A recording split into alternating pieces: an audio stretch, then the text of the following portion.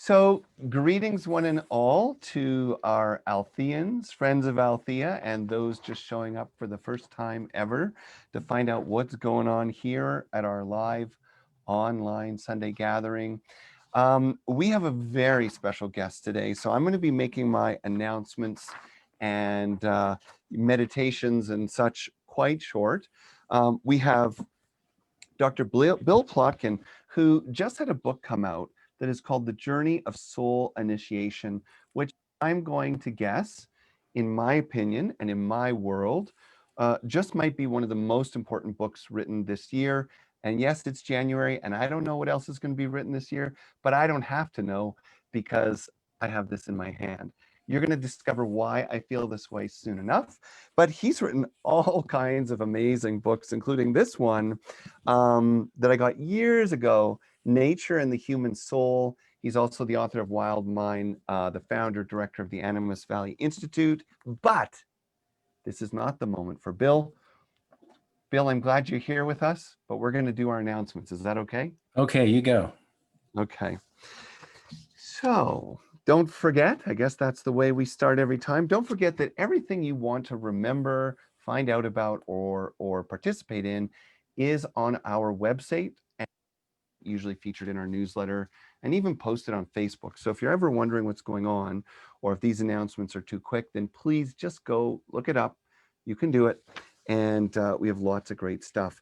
This Thursday and every Thursday, we have Community Connections, which is a really meaningful discussion group from and with whoever shows up. So whether you're comfortable with groups, not comfortable with groups, you've been there before or you haven't, everyone is welcome. We do one at 11 a.m., one at 7 p.m. It's a great way to connect with each other, but it's also a great way to process and learn together. This Wednesday, the 27th, Elise Lasco will be returning with her distant healing energy sessions. So check that out. Wednesday, February 3rd, Mariposa's first diversity dialogue is happening on Zoom, and they will be discussing programming and planning possibilities for 2021. That sounds like Peter Piper picked a peck of pickled peppers. We have a new start date to the spiritual integration class that I will be running. It's 6 weeks long with activities to do every day between class, but once a week we will gather for 2 hours live. Spiritual integration.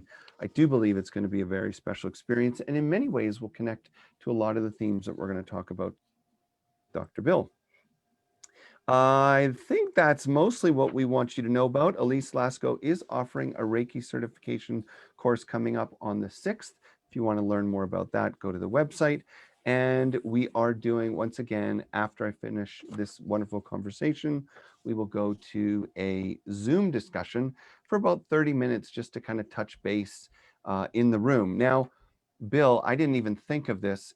If for some reason you have the time, you don't even need to answer now, and you want to stay in the room and let people ask you questions, we could actually use that 30 minutes for a Q&A, and they'll just come into the Zoom room with us.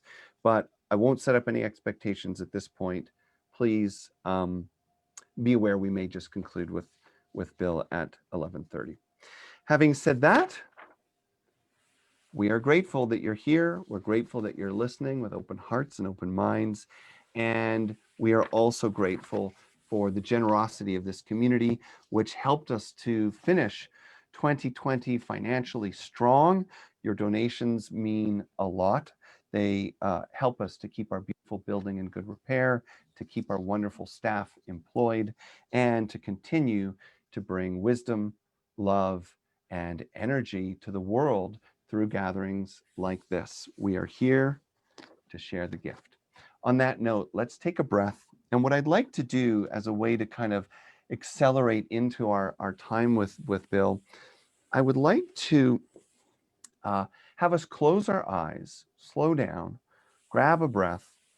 I'm going to share the Althea statement of being so that those who find comfort in this orientation can get settled and connected with our ancestry here in this community. But then I'm going to move into a beautiful poem by Rilke that will ground us in the expansive present and set us up for this wonderful conversation. So, closing your eyes, slowing down and settling down.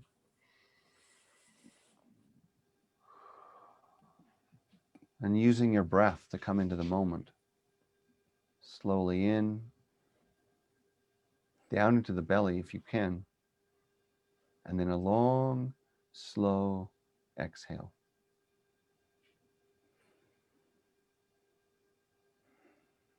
Feeling your body soften,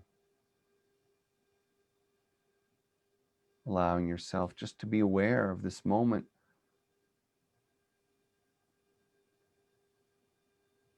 Without any attachment to being anything else, doing anything else, considering anything else other than what is happening right here in this moment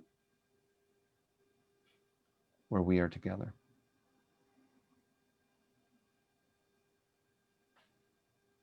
And though we each live and pray and walk in our own way, we share in this affirmation of spirit that has been passed through our community for over 130 years. God is all, both invisible and visible, one presence, one mind, one power is all. This one that is all is perfect life, perfect love, and perfect substance. We are individualized expressions of God and are ever one with this perfect life, perfect love, and perfect substance. Taking your breath, settling deeper, and we let the words and images of Rilke, in what I believe is one of Dr. Bill's favorite poems, we let this unfold in us, connect us, and open us to whatever is unfolding right now. You are not surprised at the force of the storm. You've seen it growing. The trees flee. Their flight sets the boulevard streaming, and you know he whom they flee is the one you move toward. All your senses sing him as you stand at the window. The week stood still in summer. The tree's blood rose. Now you feel it wants to sink back into the source of everything. You thought you could trust that power when you plucked the fruit. Now it becomes riddle again, and you again a stranger. Summer was like your house. You knew where each thing stood. Now you must go out into your heart as onto a vast plain. Now the immense loneliness begins. The days go numb. The wind sucks the world from your senses like withered leaves. Though the empty branches, the sky remains. It is what you have. Be earth now and evensong. Be the ground lying under that sky. Be modest now, like a thing ripened until it's real, so that he who began it all can feel you when he reaches for you. With that, I welcome you to open your eyes and greet Bill Plotkin, Dr. Bill Plotkin, who is the author of this extraordinary new book, The Journey of Soul Initiation. This is more than a course. This is more than an opportunity. This is something that you could read again and again, and I dare say, read it slowly. Dr. Bill, welcome. I couldn't be more grateful that you're here today. Thanks so much, Jonathan. It's a pleasure to be with you and everyone who's joining us. Yeah. I have so many things I'd like to ask you in the short time we have, but if it's not putting you on the spot too much, I'd kind of like to ask, when did you begin the writing of this book? And how do you feel about the way its message converges with the events of 2020 until this very moment that we're in? There's quite Mm.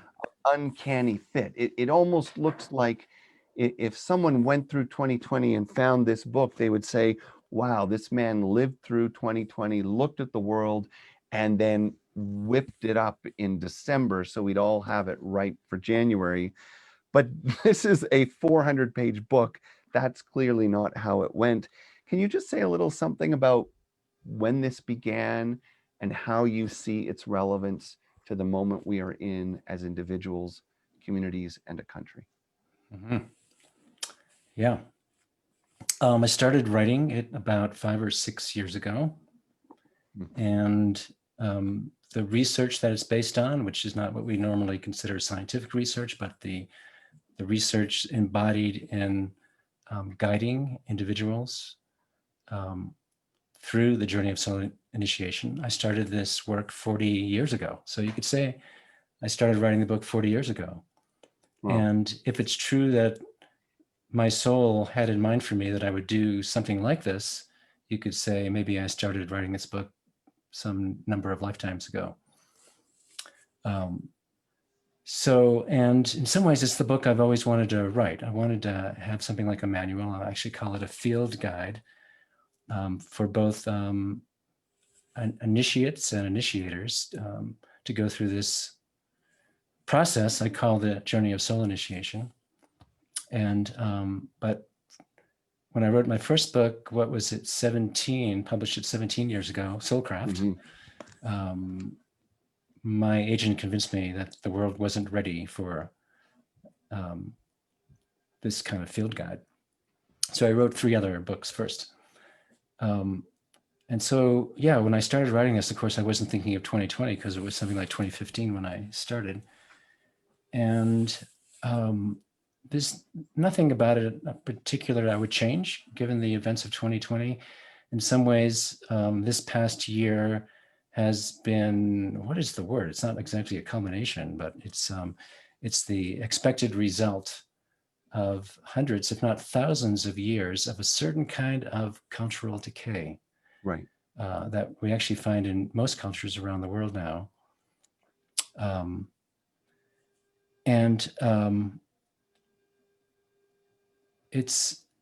The cultural decay is psychological, spiritual, developmental, in the sense of how we help little humans grow up or fail to help them grow up.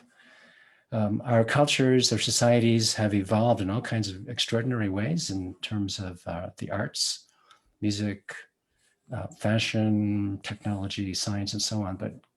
But psychospiritually, we've actually lost a lot of ground.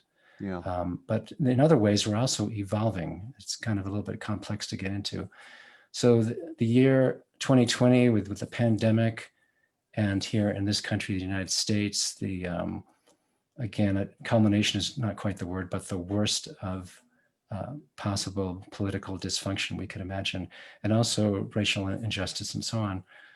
And the mass extinction that's going on, which is even a worse problem than climate disruption, which is bad enough.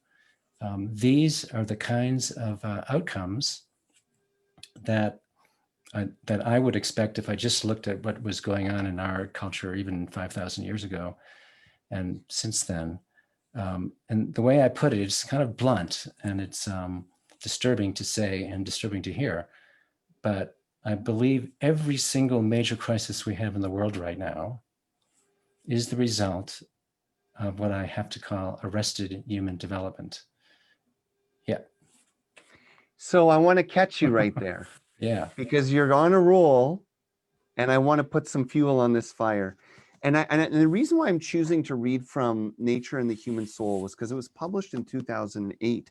And I think it's just so important to me that people understand that this book that I keep recommending, The Journey of Soul Initiation, it blossoms from such a rich contemplation of your message, There's such depth. I mean, and I'm not just doing this to flatter you, but it's kind of like, well, we're going to talk about this in a minute. I think it's easy to misunderstand the depth of the message if you're Yes. viewing it with too much root and attachment in the old paradigm. Yes, You exactly. wrote and published back in 2008. Now, I want everyone to hear this as a commentary on what just happened a year within the last year.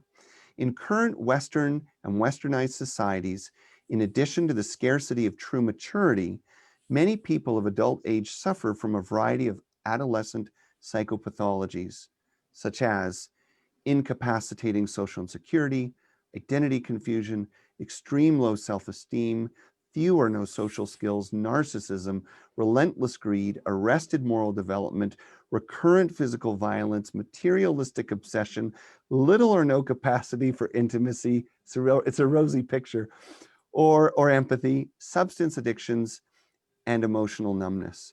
We see these psychopathologies most glaringly in leaders and celebrities of the Western world, politicians blatantly motivated by image preservation, re-election prospects, power, wealth, and privilege. Moralizing religious leaders caught with their moral compass askew. I sort of read that as with their pants down. Entertainment icons killing themselves with alcohol, drugs, eating disorder, and cosmetic surgery. Captains of industry reaching unprecedented natures of greed and power obsession. That's hard stuff, but people need to hear it. In light of this, you call it a patho-adolescent society. So Yes. before we go too far into the big opportunities for society and individuals listening, could you just clarify a few things? What do you mean in your model or in your world by a mature adult?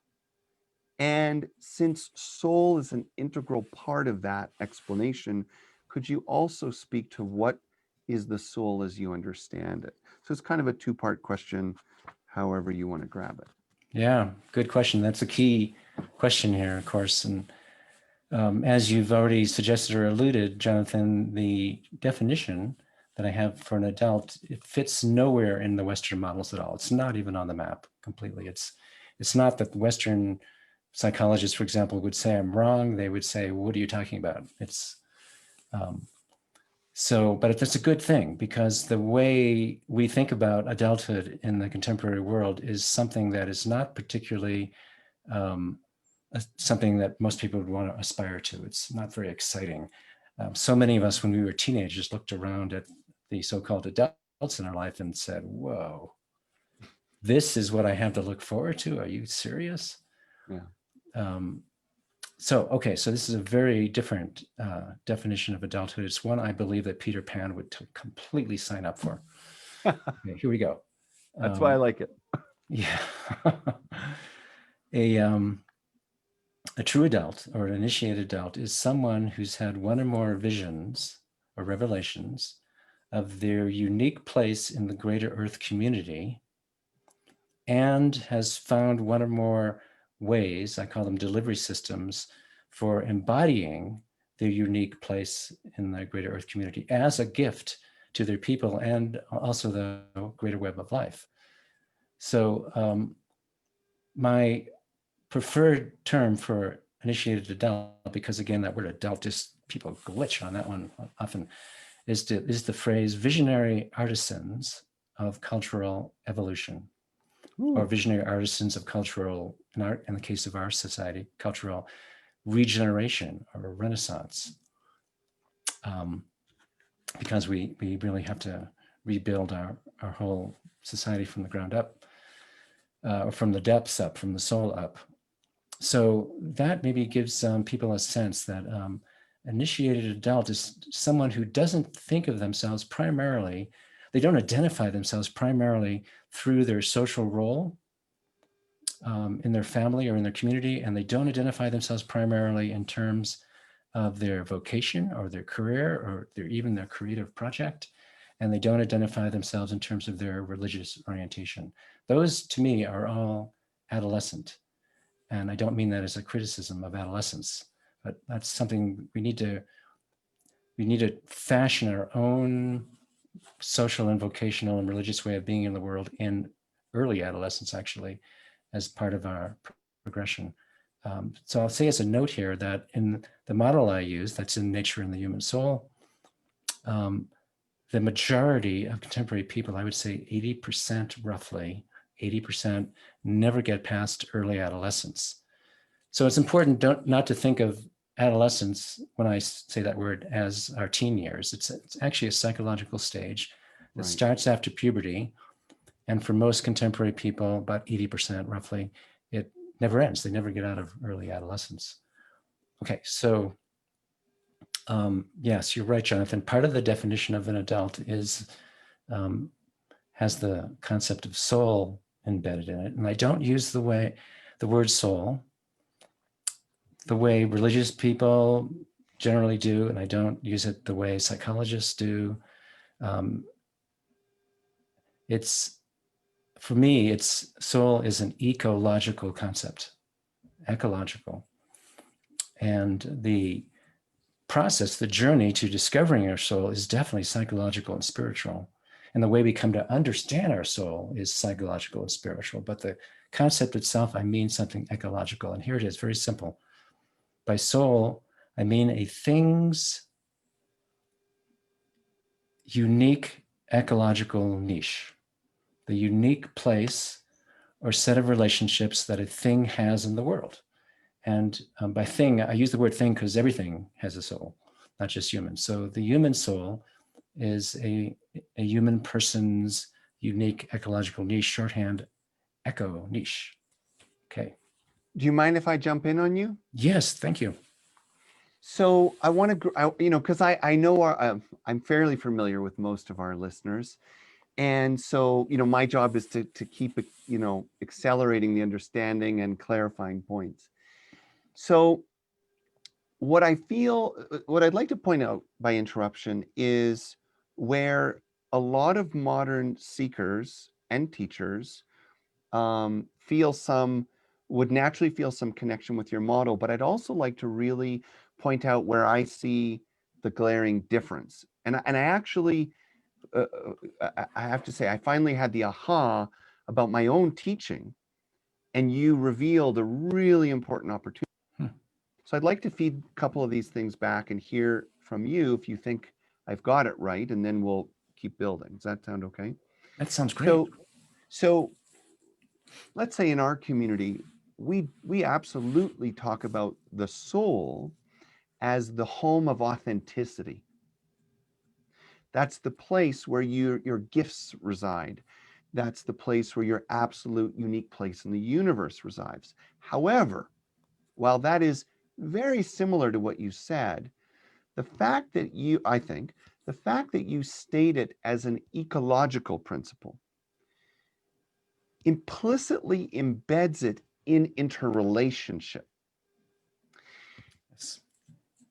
Mistake I feel that I've made, or at least the opportunity I think I've missed in my own teaching, is that when I build the human developmental model for people, we start with, something like what you might associate with the upper world, this mysterious source. We move into a unique individualized expression, a soul, and then we come upon this influenced reality, this influenced identity, this conditional identity. Now, here's where I think a model like that falls down, and I'm speaking about myself. I said this to a group just last week. I will say frequently things like, and the soul, awakening to your soul's purpose, awakening to soul identity, to know that that is what you are and what you're here for, I really present it kind of like it's optional. If you want to continue to live in this conditional reality of habit and reaction, judgment and control, hey, if that works for you, okay. But it's not really going to be a lot of fun in the long run, and it doesn't really help anyone else in the long run.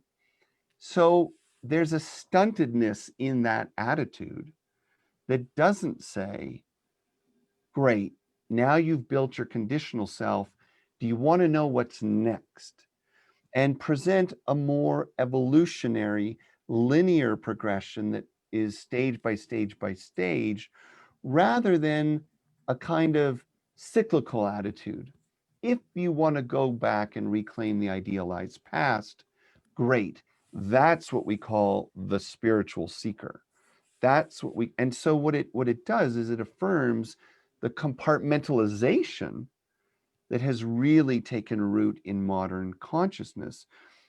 What I hear you saying is awakening, a mature adult absolutely understands the soul that they are. And as such, their shared identity and interconnection with all life, it's actually not negotiable in your model.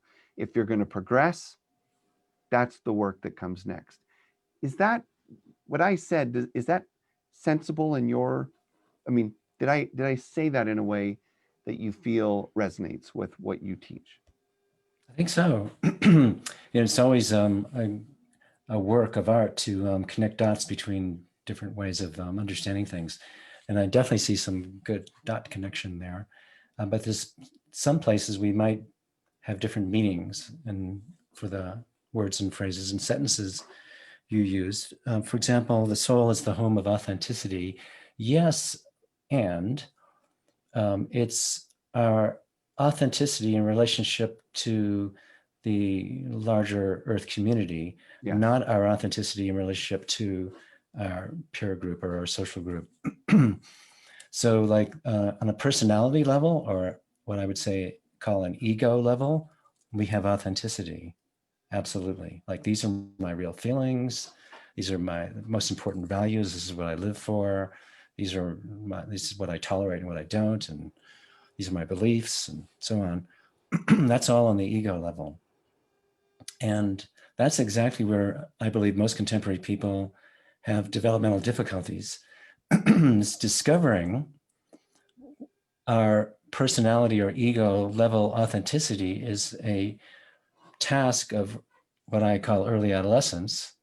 And a lot of people have a really hard time with that because our culture is so conformity oriented, that we're worried about belonging and being accepted. And so we're willing to jettison or compromise our authenticity in order to belong. And it's even worse than that, Jonathan, because we even if we want to know ourselves on a personality level authentically, that's difficult because of developmental challenges we run into in childhood.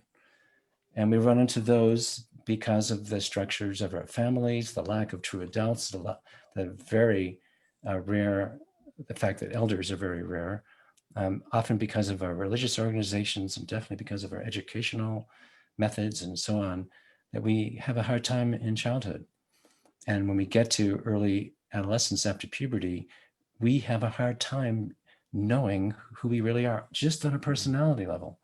Okay, so, but soul authenticity, authenticity in the soul level is a completely different animal.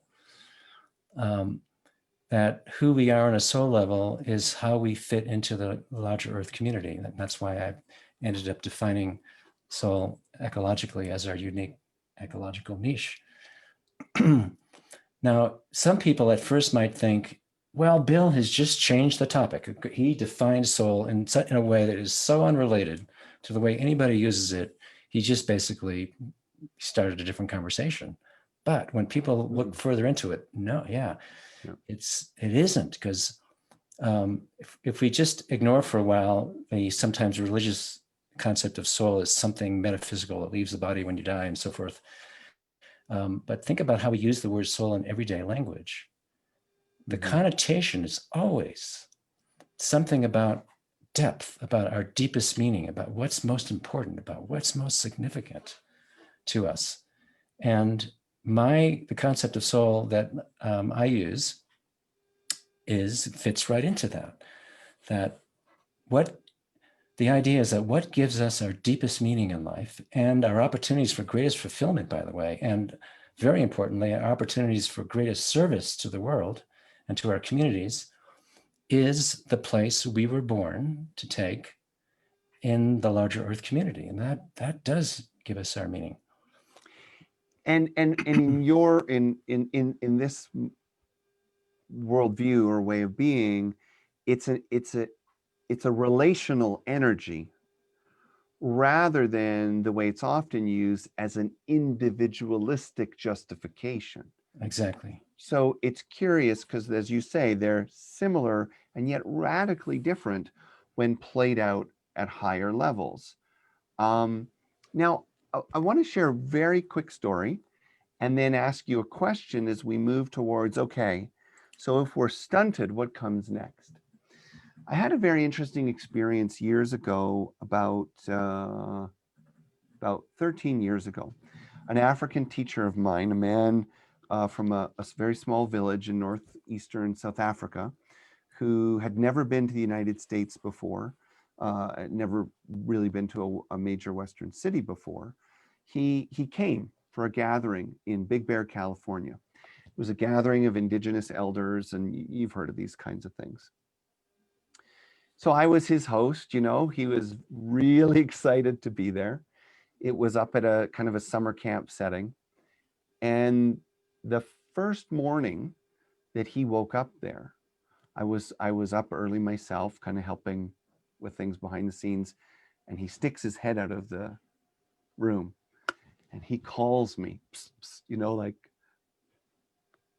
worried about something, nervous, right? And this is to qualify, this is a very revered traditional healer where he comes from. And by that, modern folks would probably call him a shaman, although that's not what he would call it. So he brings me into his room, he sits me down, and he looks distressed. He says, while I was sleeping, my ancestors came and they surveyed the land and they investigated the other people that are here. Now, in the spirit of what you said earlier, some people may not like what I'm going to say, but I'm just going to tell you what he said. There were already many healers there, many Native American healers there, in fact, primarily. And he said, what they told me in the morning is that there are many people here who are appearing as teachers and healers, but they haven't finished the steps. That was his English. They haven't finished the steps. Many of them are only halfway. Is that possible? I mean, he was really confused because he knew that they never lied to him, but he couldn't believe that he was hearing that our leaders, our healers, our teachers were actually stuck developmentally. This sounds a lot like what you're talking about. I think so. Yeah, I agree. So one of the things, using that as a platform, one of the things that emerges as we are more critical about the spiritual communities today, and I've been guilty of this, is there's a real idealization of what I think in your model you might call the upper world, mystical experiences of awakening and oneness.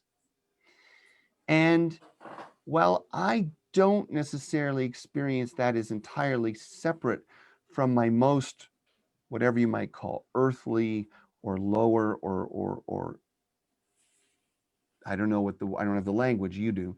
My most physical experience, I also experienced that unity there. But there is a kind of idealizing that if we transcend enough, it'll clean up the mess of our wounding and our adolescence. But the longer I live, the less I feel like anything like that is true. It absolutely seems that the fullest human experience is to experience it all, to bring it all out of the shadow, to know the depths of suffering and our human experience. Can you talk a little bit about the upper world and the lower world in your model, and why the lower world is so important to the maturation of each person listening? Yeah, so I use that very commonly found model for three worlds: upper world, middle world, and I actually say underworld. Underworld, sorry. And in some ways, we could say that upper world development and for a person and underworld development are both spiritual, because they're non-ego, they transcend the ego. But they're very, very different, and they're complementary, and they seem to be necessary partners in our spiritual development. So by upper world, I mean our relationship to the one, the great mystery, the divine, you could say the vast imagination that is unfolding this story we call the cosmos. And in our upper world spiritual development, we are developing a relationship or cultivating a relationship with that, I like to say, vast imagination. And maybe we even have one or more experiences of merging with that vast consciousness. And that kind of spiritual development becomes possible no later than early adolescence, maybe even in childhood, but in early adolescence, a person can have those kinds of experiences. And so that upper world spiritual experience is available to everybody after puberty, no matter what. And if 80%, if I'm correct, that 80% of people get stuck in early adolescence, then most people's spiritual experiences will be of the upper world kind. Because the underworld kind, which I'm about to define, isn't possible until the next stage of life, the one that most people in the contemporary world don't ever reach. And that's, you could call that late adolescence.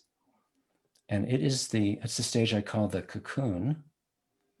Cocoon as in what caterpillars go through, not cocoon as in a comfy place to hang out. And the cocoon is where the journey of soul initiation takes place.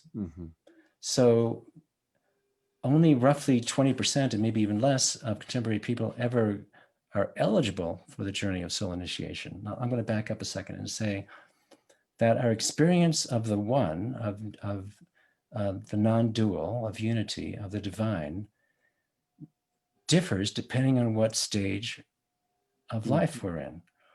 So an early adolescent experience of transcendence is not the same as a late adolescent experience or an adult experience or an elder experience. That the experience of transcendence itself matures as we mature. The vast majority of transcendent experiences we read about in the contemporary world are early adolescent experiences, and there's nothing wrong with that. That's a profoundly moving and life-altering experience. Okay, so back to the underworld. It's just a spatial metaphor, of course, and they're not different places, geographical places. But the underworld refers to going down towards the center. Like when we go up, we're really not exactly going up. We're going out into the great cosmos. When we go down, we're actually going towards the center. So underworld is a term that's used in all kinds of contexts, including depth psychology. And it means, for most people, generally, it means the unconscious.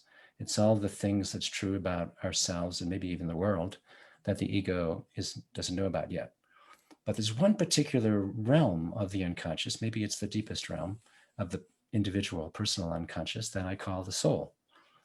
So see, now I'm saying, for those who are listening carefully, that to get to the soul, you go out of yourself into the world, because I'm referring to a unique ecological niche, but you also can go down into the depth of yourself. But when we go into our depth, what we're actually experiencing of our unique ecological niche is something like a metaphor or a poem or a personal myth. So the way that the human consciousness becomes aware of a unique ecological niche, a place in the greater Earth community, is through something like a poem. And so my partner, Janine Marie Haugen, and I, maybe 10 years ago, we coined a phrase for this, which is mythopoetic identity. It's not the same as soul, but it's close. Mythopoetic identity is the way our human consciousness understands metaphorically what our unique ecological niche is. That makes sense. Would that be the realm of archetype and myth? It is the archetype realm, yes. Okay. So you can see each one of us is a unique version of one or more human archetypes, but we're each one entirely unique. there's also a way in which every human shares the same archetypes. And I call that the facets of human wholeness. But our soul is something unique to us. And okay, let me add this, Jonathan, that my definition of soul, a thing's unique ecological niche, if we adopt that, we're essentially saying, hey, we humans are essentially like everything else on the planet. It just lets us catch up with everything else, because everything is born to take a particular place. Every being, I give examples of salmon and butterflies and other examples, that everything is born with a particular ecological niche. And most things, other than birds and mammals, aren't even raised by their parents. Their parents give birth to them and then they're on their own. And so when you think about it, we realize everything is born with some knowledge about how to be its kind of thing and what to do. And these are mystical, just mind-blowing sets of knowledge that everything is born with, like a salmon who has parents only until they're born. A salmon knows that at a certain time it's their opportunity to migrate downstream and ultimately to the ocean, and to spend some number of years in the ocean, depending on the species, and then to come back and go back to the place where they were born in the same stream. And biologists have been puzzling for decades. How do salmon know how to do that? But I'm asking a much bigger question than that. I think a much more interesting question. And that is not how do they do it, like, magnetism or the smell, the scent of Homer, but rather, how do they know to do it at all? How do they know to do that at all? And so they're born with a certain kind of knowledge. Well, okay, now I'm saying, what about this far-fetched idea that we humans aren't any different? I mean, really, how could we be any different? What if we're actually born with the knowledge of how to take our unique place in not just the human village, but the greater Earth community?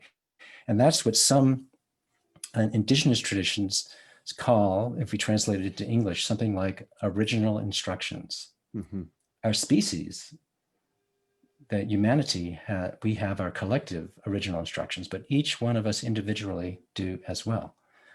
But since we have this thing called an ego, which, as far as you know, other species don't, that our early development is all about shaping our ego into a healthy human who understands themselves in terms of a family, a culture, a set of values, a religion, spirituality, and so forth. And that's part of our human development. We need to first create this ego because it's a unique part, an essential part of what it is to be human. And then we have to go into an initiation process in what I call late adolescence in order to remember our original instructions. And we're not... So the ego can serve that. So the ego can go from an agent for itself, which is an early adolescent ego, to an agent for mystery, really, an agent for its own soul, which is an adult ego.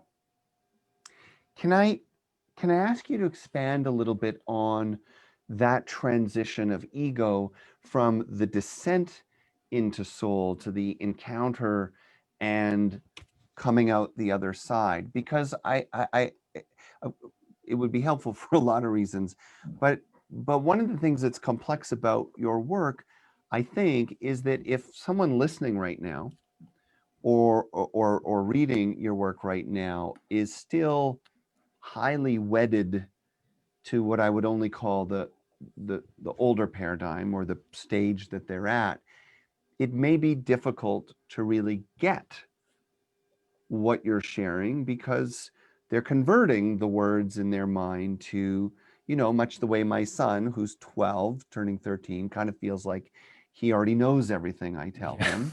I can't say anything new. It doesn't matter how long I've been alive. He thinks he kind of knows what I mean. So I wonder if you'd be willing just to walk us a little bit through, well, what does it mean then to make the descent? and I Yeah. suppose depart the familiar. Yeah, this is the problem with our work at Animus Valley Institute is that we're using English, Right, but we're but not talking really. about things that aren't on the map of contemporary Western culture at all. And so it's, we've been working with this challenge for a long time and we've gotten better at it and we'll probably continue to get better at it. But yeah, the descent to soul. Okay, so first, just a real short background. The descent to soul is like the core adventure that happens one or more times during the journey of soul initiation. The journey of soul initiation is this whole stage of life, which I call the cocoon or late adolescence, which is anywhere from 3 or 4 or 5 years long till 20 or more years long. People can get stuck in the cocoon as well.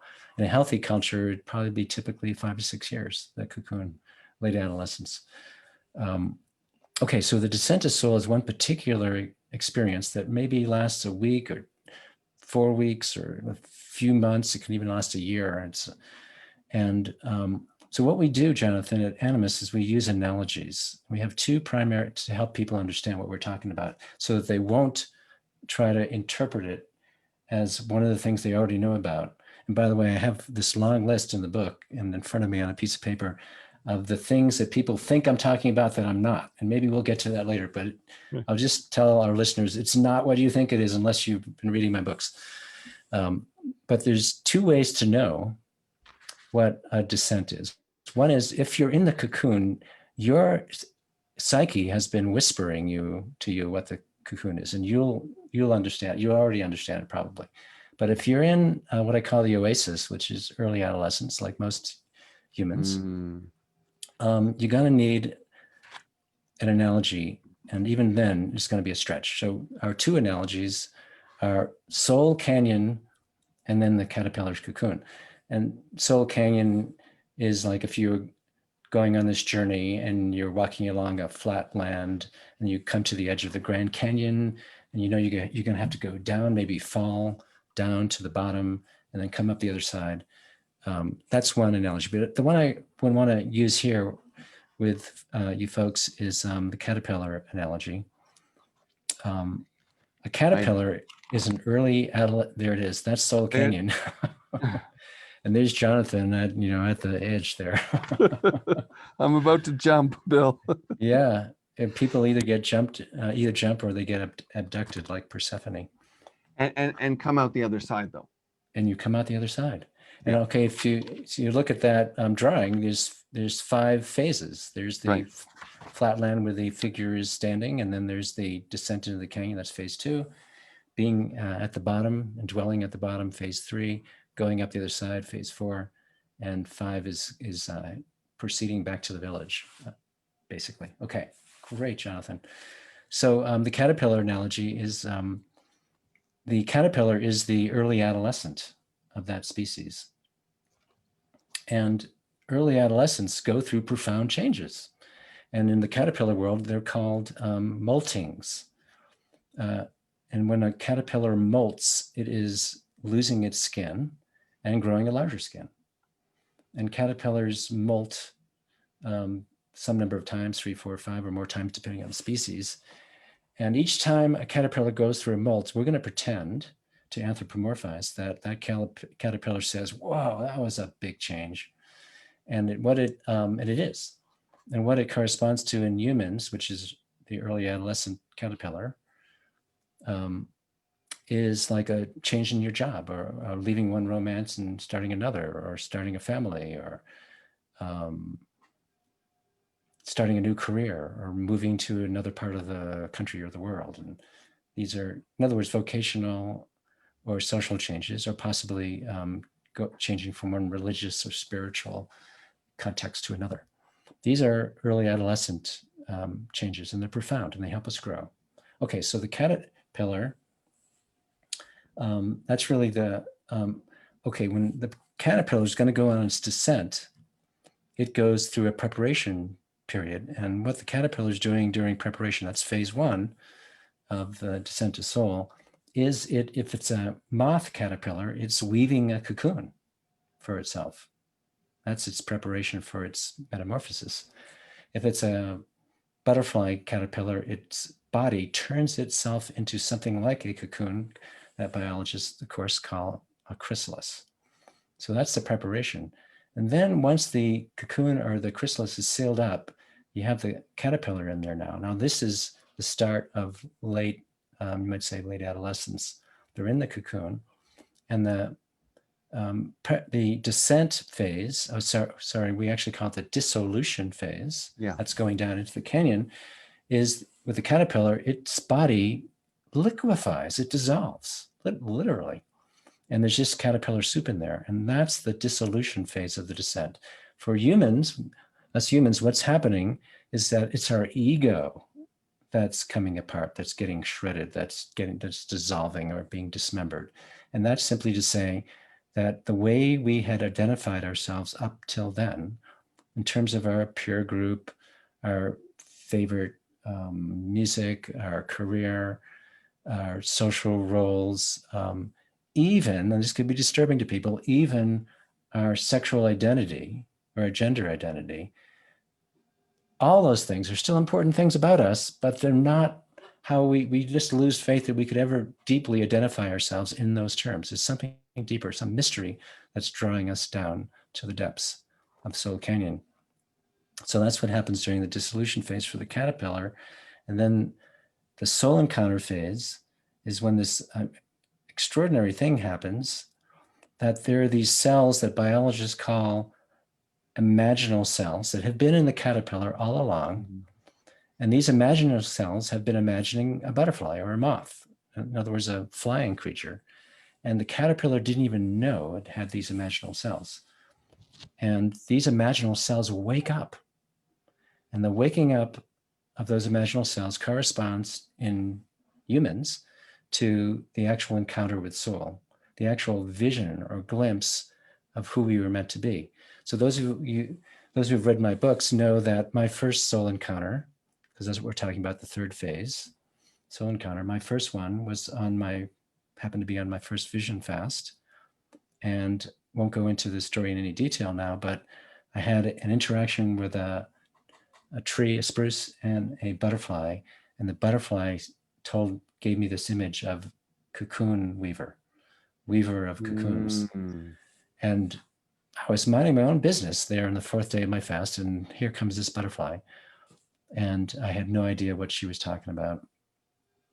But I had this profound realization that I was just told who I was born to be. My original instructions had been revealed to me. And it took months before I had any idea what that meant. But see, here's the thing, Jonathan. A soul encounter is not primarily information. It's not like I was told, okay, Bill, your job is to weave cocoons. Great, got it.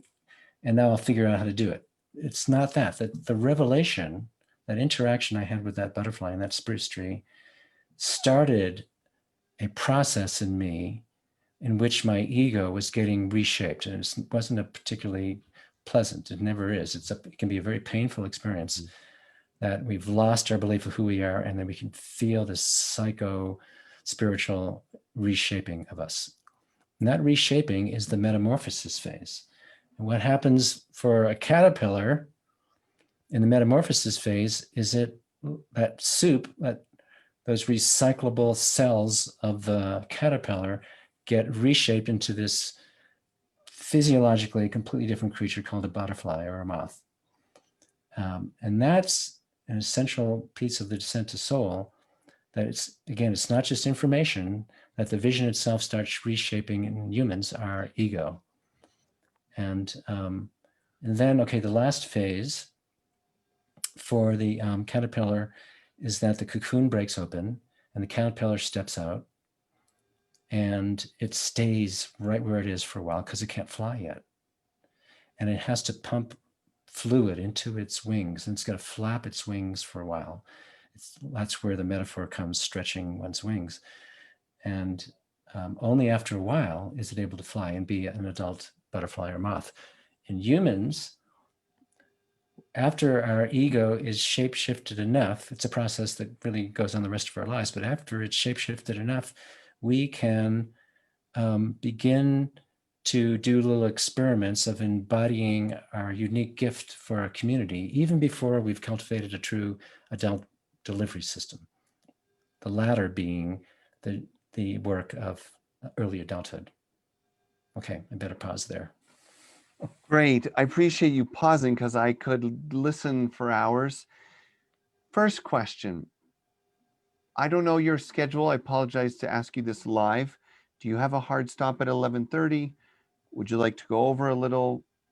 And I mean, we never go, we can't go later than 12 our time. But I just, you know, are we wrapping this up immediately? Or do you want to stretch it a little bit for your time? I can stretch it. I'll take a quick bathroom break, but other than that, yes, I can stretch it.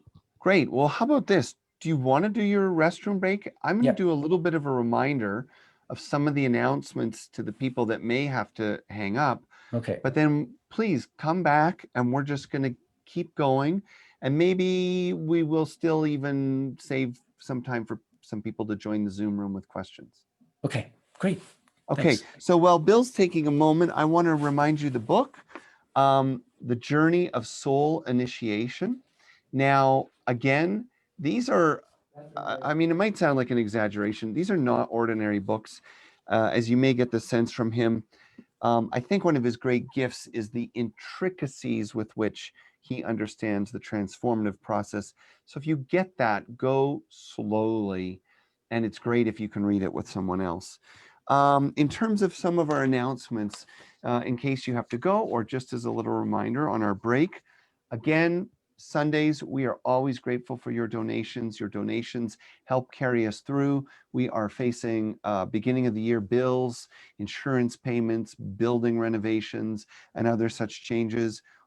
Your thoughtfulness, your kindness, your financial care, it means the world to each and everyone listening now and whenever they hear this important message. So thank you. Don't forget that we have community connections to explore topics like this. And this Thursday, we'll pick up some of these themes to explore them. Transformation of the self. And that's at 11 a.m. and 7 p.m. Mountain Time, but you're invited wherever in the world you are. We have Elise Lasco doing the distant healing on the 7th and the Reiki training on the 6th. We have Mariposa, their next Zoom diversity dialogue session on the 3rd. And spiritual integration, my 6-week class, it's for people that want to go deep into a lived experience, discussion, integration, and guidance of this deeper level of spiritual awakening. That's available for you. So again, thank you for being here. If you have to go, and if you don't have to go, what I think we're going to do is take about 15 more minutes in just direct conversation with Bill, and then we will open the last 15 minutes up to let people into the Zoom room, see if they have any particular questions. Obviously, these are big themes and big topics we could spend, well, we will spend a lifetime exploring individually and together, but thank you for being with us this far, and know that the journey continues. On that note, Dr. Bill, so I have a question for this particular moment we've come to. So you've talked about the caterpillar.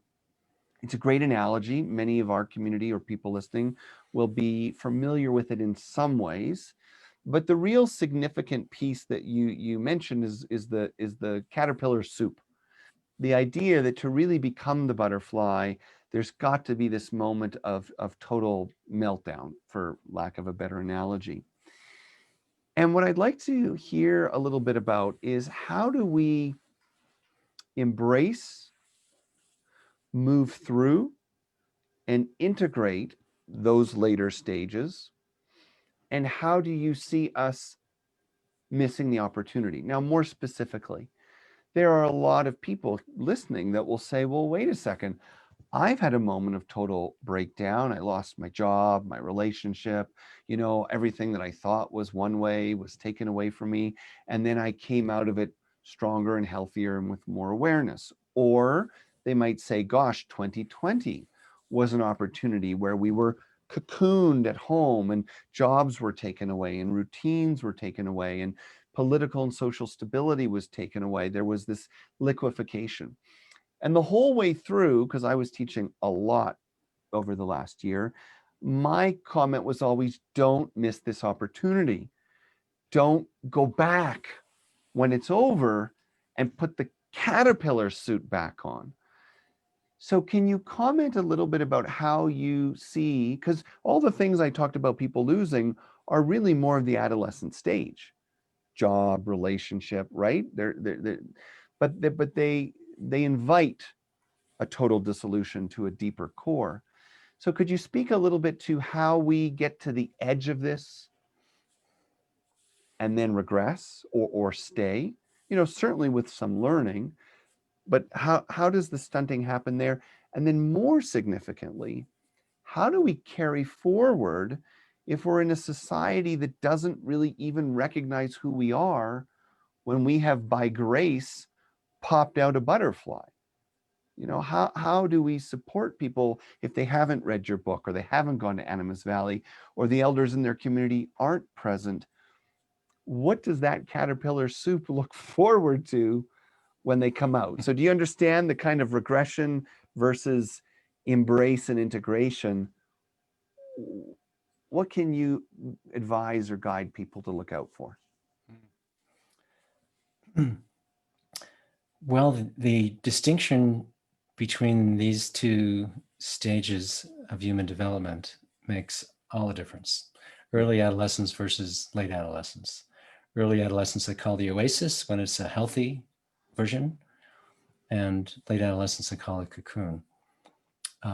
If a person is in early adolescence, they'll hear what I'm saying and say to themselves, oh yeah, I've gone through that. I've gone through dissolution and now I'm a butterfly. And I'd have to say, if you're in early adolescence, that is not what had happened for you. Right. What happened for you was a molting. It's a profound experience, a skin shedding, but it's not becoming a butterfly. Like we can imagine an adolescent who didn't have any elders, a caterpillar who didn't have any elders around and went through a skin shedding, especially its first skin shedding. It'd say to itself, wow, this must be what, with the new skin, this must be what a butterfly is. Right. And if elder would say, no, that's a completely, utterly different thing. Right. So I'm saying, see, we don't have a similar problem in contemporary Western psychology because people just assume they go to the next life stage just because they get older. Right. But in my nature-based model, biology takes you to early adolescence, but that's as far as biology will take you. And what we humans have learned over tens of thousands of years is that a young human needs culturally provided initiation processes to get from early adolescence to adulthood. And otherwise we don't. So, and may I quickly interject that I believe that knowledge is in the imaginal cells. Then when we are not bombarded with a culture that keeps us adolescent, those things can emerge. No, the eldering, the ceremonies, the initiations, but there's almost an active repression of them. Socially, yes, culturally, there's an active suppression that's thousands of years old, actually. Right. In the book, I talk about my sense of how that came about, but we won't do that now. That's a long story. So then to move to the next, I'm really saying, how do we not hear this and feel hopeless? Because there's going to be a lot of people listening thinking, oh my gosh, I think he might be right. I just keep molting and molting and molting. I'm not a butterfly yet. Shit. Now what? Yeah, the hope comes from the fact of how we're actually designed, if you will, by evolution. That we're designed to go through these stages, especially if we get a little help. And in the book, I have examples of people who did get into the cocoon stage and through it without any outer guidance. They had inner guidance, but they didn't have any outer guidance. So maybe the real question is, if I'm in early adolescence, which is not a bad thing, it's a great stage to be in. I like to say every stage is the best stage to be in. And when we're leaving any stage, it's the worst thing that could possibly happen to us because we could call it traumatic change. Yeah. And I'm sorry, because I know you're on a roll, but I keep interrupting it. Part of the vision I have, though, and again, for your response and feedback, is that when I look at this pattern of history in which we have stayed collectively at this adolescent stage en masse, there's a part of me that senses that this is not a failure of the human species, but in fact, when we take the human species as an animal itself, it is evolving through the stages Yes. as represented by the composite individuals in the species. Yes. Does that resonate for you? I totally agree, Jonathan, that the crisis that the human species has been in most societies for thousands of years is absolutely unavoidable, I believe. Right. That on any planet in the universe that evolves a species that has conscious self-awareness, like we do, which is to say we have egos, we have this ego part of our consciousness that thinks it's the whole thing, but it's only a tiny part of who we are. Whenever we have a species like this, the crisis we've had for the last few thousand years or more is inevitable. It's going to happen. And it's going to come to a head. It comes to a head on any planet at the point at which the species has developed technologically and scientifically enough that it's capable of destroying itself and all of life on the planet. Guess what? We're there. We're at that. Woohoo! Yeah. And we all, everyone listening here, isn't that great? We get to be alive during this moment that's, 100 years long or more or less, depending on how things go. So the real question I'm hearing you ask earlier, Jonathan, is, well, if we're in early adolescence, a healthy early adolescence, how do we get into the cocoon? And we can't choose to do it. There's no initiator who can make us do it. There's no elder who tosses us into the cocoon.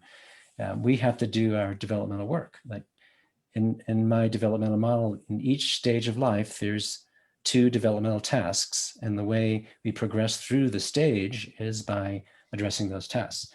So in early adolescence, the task in general, the developmental task, is creating a social presence that is both authentic on a personality level, on an ego level, and also accepted by at least one peer group.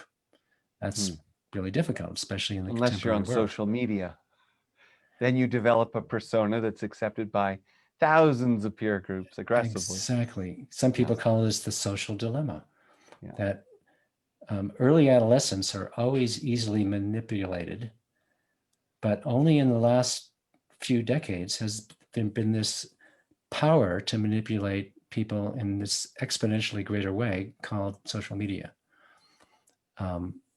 And that's what, and the greatest minds of the last few generations have been developing these techniques to manipulate early adolescence.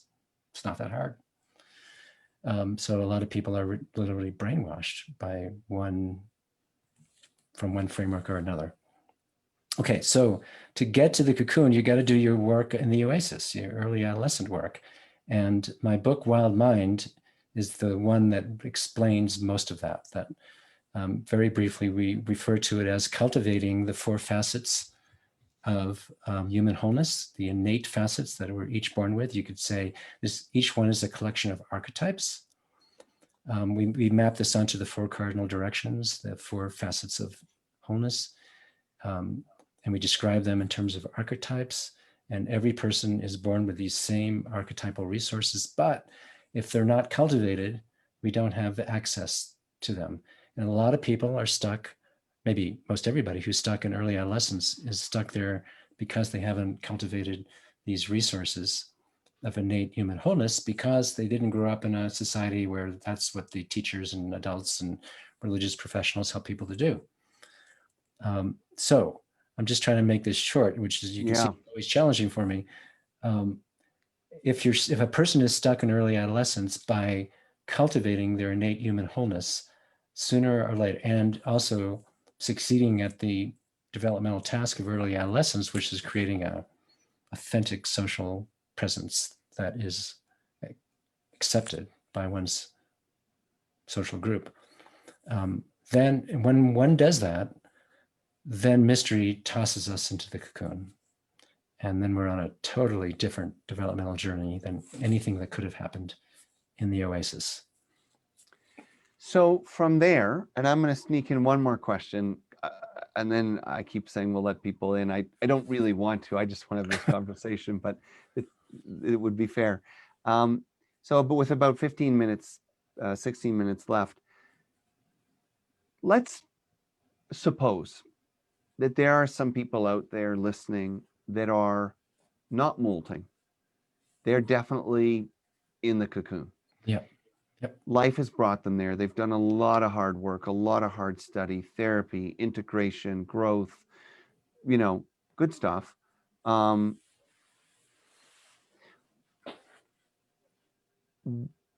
What's on the other side of it for them? And what recommendation or guidance do you have for individuals? Let's just assume it's happening somewhere in the world. I would assume to a small percent, this is going to begin to grow.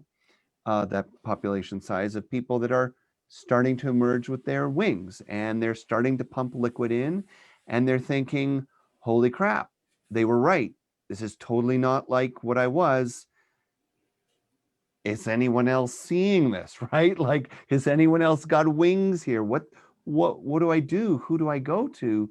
How do I integrate and mature into this next step and not just become petrified? Because we certainly do find butterflies that don't make it. They die stuck to the cocoon, or dragonflies similarly. Thinking of that as the leading edge, what can you say to those folks? Yeah, there's two different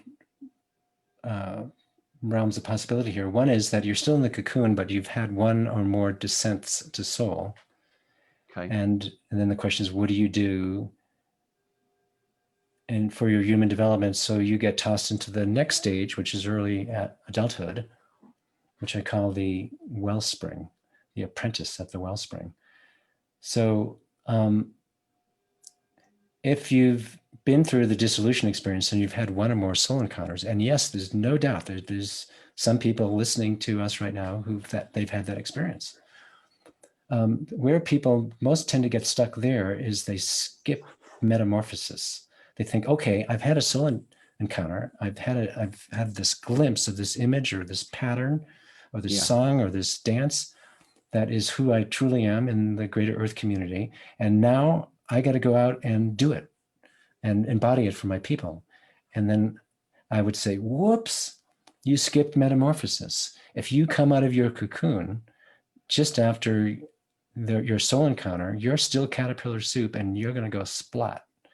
And I've witnessed a lot of people go splat, and they need some, spiritual help of a very different kind than most people know how to offer.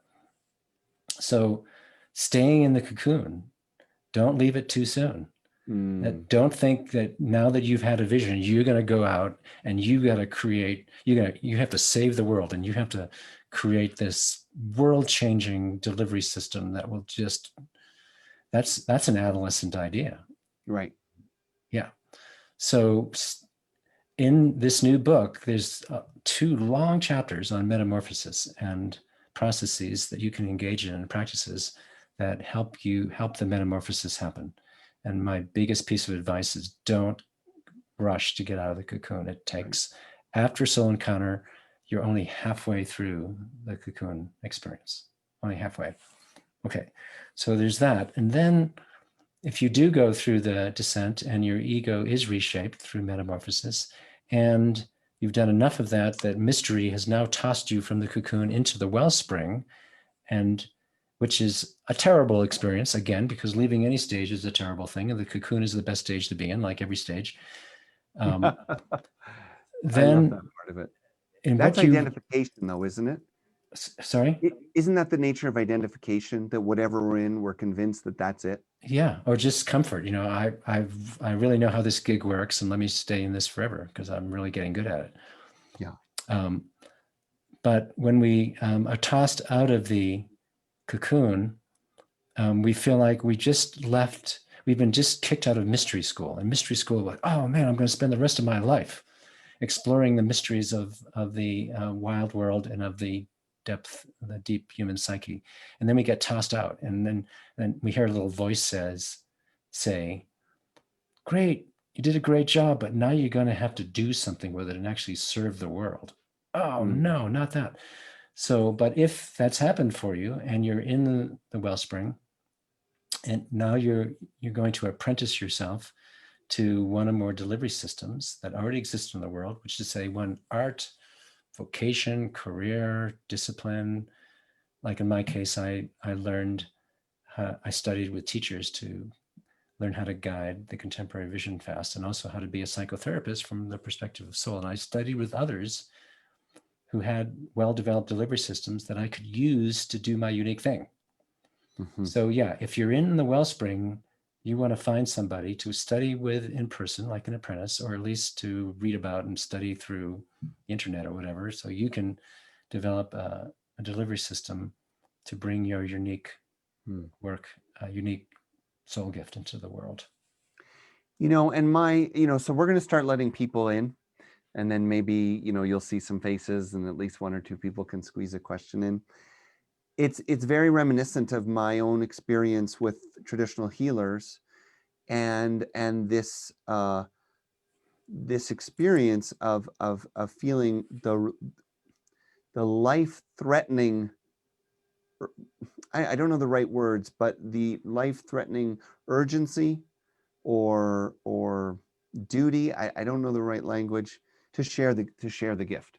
Yeah. That there's a deep sense that if you're fortunate enough to come out on that other side of the metamorphosis, find your mentor or find your community or find your guidance in your gift and craft, sitting on it, well, it's not just that giving it is what the world needs because it's a reflection of your place in that greater ecosystem, but keeping it in will make you sick.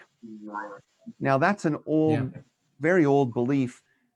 Is there a place for that in your model? The idea that possibly at any level, but particularly after the metamorphosis, that not doing the work, you know, at this point, you've set something in motion evolutionarily in yourself, and if you don't follow the momentum, it may kill you. Is there any analogy in your work? Yeah, as I was saying before, you can try to leave the cocoon too soon, but there's the opposite problem. You can stay in it too long, and you'll just kind of rot if you stay in there too long. And when mystery says, hey, it's now your time, your opportunity to serve the world, then yeah, it's absolutely essential that you do that. So, Dr. Bill, with just 10 minutes left, we have some people here. As I was saying before, try to leave the cocoon too soon, but there's the opposite problem. Oh, I was just hearing the echo from Facebook. That's weird. If anyone in this meeting is watching the live feed, please hang it up, because if you got Facebook going and you're here, you're in two different realities. And as Bill and I are discussing, it's important that you're in one clear reality. So having said that, I just want to take a moment to thank you. I'm going to thank you again in about 10 minutes. You've been very generous with your time. You've been very clear with your sharing. I hope people feel inspired. And I do want to say, I want to emphasize this because it can't be underestimated. Not only is there no shame in feeling a certain willingness to be honest with yourself, you're at stage and so on, to not take pride, well, I must be in the cocoon, oh, I'm definitely a butterfly. I think that the humility to really be open to the possibility that you're not where you thought, or that there might be so much more to learn than you ever imagined, is really exciting. It's something to celebrate. It's not something to feed with adolescent shame. It's something to consider like a quest or an adventure. The other thing that I want to emphasize is that the heart of Bill's work is not really in the written world, it's in the lived experience.